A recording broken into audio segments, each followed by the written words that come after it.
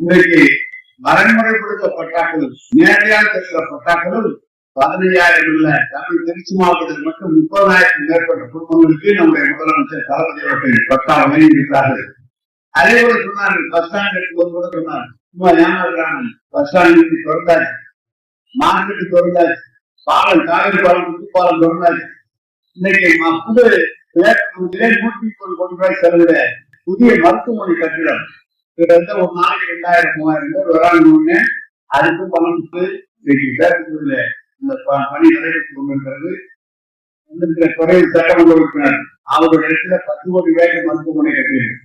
லால்குடியில மருத்துவமனை கிட்ட 8 கோடியோ 9 கோடி ரூபாய் மருத்துவமனை கட்டியிருக்காங்க. ஏன் இதை சொல்றோம்னு சொன்னா, இந்த ஆட்சி ஒரு தரமான ஆட்சியாக, நல்ல ஆட்சியாக, மக்களுக்கு பயன்படுகிற ஆட்சியாக, மக்களுடைய வெகுநாள் பார்வையை நிறைவேற்றி தருகிற ஆட்சியாக 10 ஆண்டு காலம் அவர்கள் ஆட்சி பொறுப்பிலிருந்து இந்த பணிகள் நாம் செய்யாத காரணத்தால் 5 ஆண்டு காலத்தில் நம்முடைய முதலமைச்சர் அவர்கள் வழங்கியிருக்கிறார். இதுதான் இந்த வந்திருக்கிற மகளிர் நீங்கெல்லாம் நிறைய பெண்கள் வந்திருக்கலாம்.